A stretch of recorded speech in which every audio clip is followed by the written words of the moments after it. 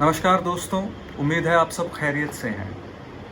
आज मैं आपको एक वाक़या सुनाने वाला हूँ। चौक से निकलकर बाईं ओर एक बड़े बोर्ड वाला छोटा सा कैफ़े था, जहाँ मैंने उसे पहली बार देखा था। नीली शफाफ आँखें, सुनहरे बाल और गज़ब की फुर्ती। एक टेबल से दूसरी टेबल पर पलक झपकते ही पहुँच जाता था। उसकी आंखों में ऐसी चंचलता थी जिससे पता चलता था कि वो कुछ 9 या 10 वर्ष का ही होगा। मैंने सिगरेट का एक लंबा कश लिया और कैफ़े में प्रवेश किया। वो एक टेबल से प्लेट उठा रहा था, तो उसी के पास एक टेबल पर मैं बैठा तो वो मेरे सामने हाजिर था। वो कुछ बोला नहीं, बस हौले से सर झुकाया और मुस्कुरा दिया। उसके मौन में मानो सारा मेन्यू छपा हुआ था। मैंने एक कप चाय का ऑर्डर दिया, उसने ऑर्डर लिया और चल दिया।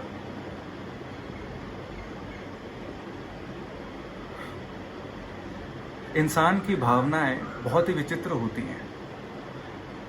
कभी कभी तो उसे भीड़ भाड़ शोरगुल में भी अकेलापन महसूस होता है, और कभी कभी बिल्कुल एकांत में भी उसे अपनापन महसूस होता है।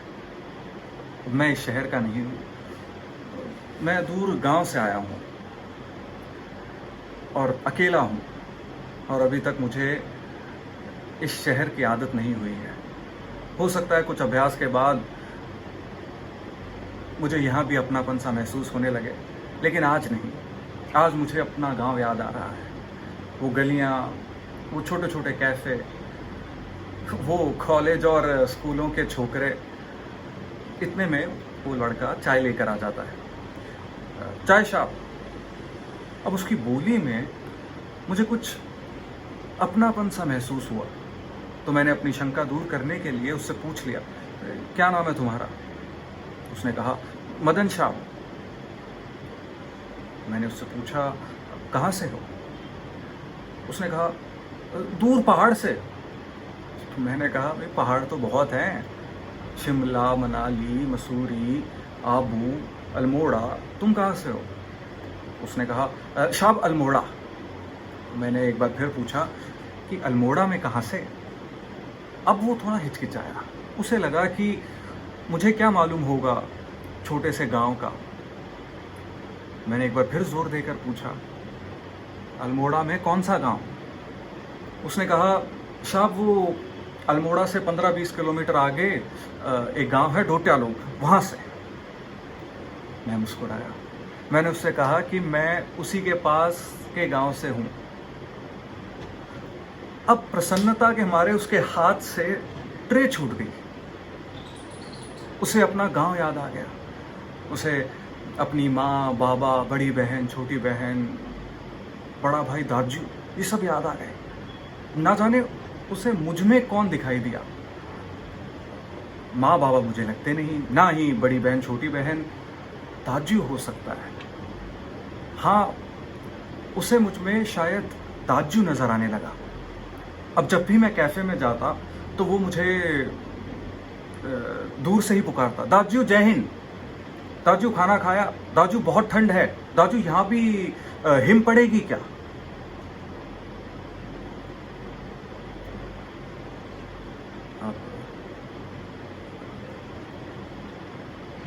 वो इतने प्रेम से, इतनी आतुरता से दाजू पुकारता था, जैसे माँ अपने बेटे को बहुत दिनों बाद मिलकर चूमती है। कुछ दिन बीत गए और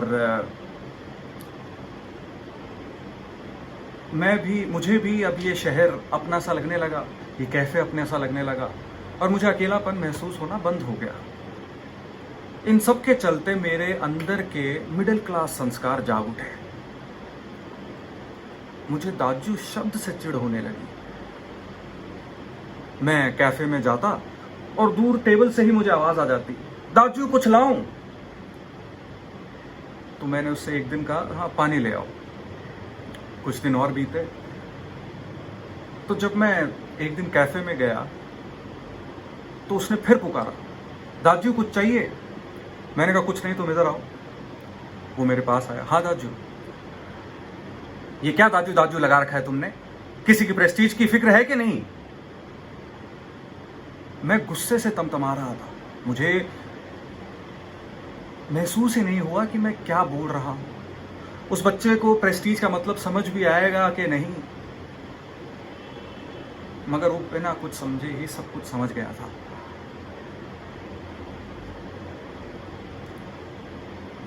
मेरे व्यवहार से उसके दिल को बहुत चोट पहुंची।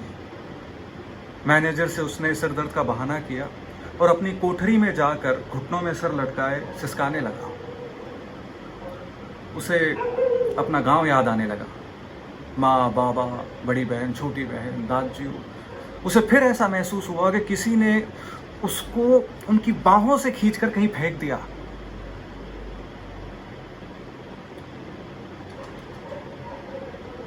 खैर, अगले दिन कैफे जाते वक्त मेरी मुलाकात अपने एक पुराने मित्र हेमंत से हो गई। हम दोनों ने कैफे में प्रवेश किया, टेबल पर बैठे और मैंने इशारे से मदन को बुलाया। आज वो मुझसे कुछ दूर दूर था। मैंने एक बार फिर उसे इशारे से बुलाया। वो हमारे पास आया और मैंने उसे 2 चाय और 2 ऑमलेट का ऑर्डर दिया, तो वो चल दिया। हेमंत ने मुझसे पूछा कि पहाड़िया लगता है? मैंने रूखा सा होकर जवाब दिया कि हाँ होगा, और बात को टाल दिया। जब वो ऑर्डर लेकर वापस आया तो हेमंत ने उससे पूछ ही लिया, अरे क्या नाम है तुम्हारा लड़के? टेबल पर बहुत ही गंभीर मौन छाया रहा। मेरी नजर चाय की प्याली पर टिकी रही। मदन की आंखों के सामने वो सब तस्वीरें चल पड़ी। ऐसे ही मेरा उससे एक दिन नाम पूछना, दाजू आपके लिए पानी लाऊं? दाजू चाय? दाजू ठंड बहुत पड़ेगी। तुम्हें किसी की प्रेस्टीज की फिक्र है कि नहीं?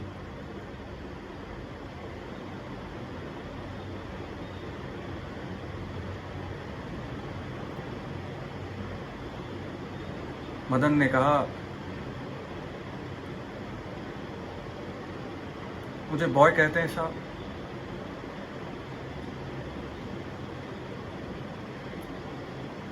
और चल दिया।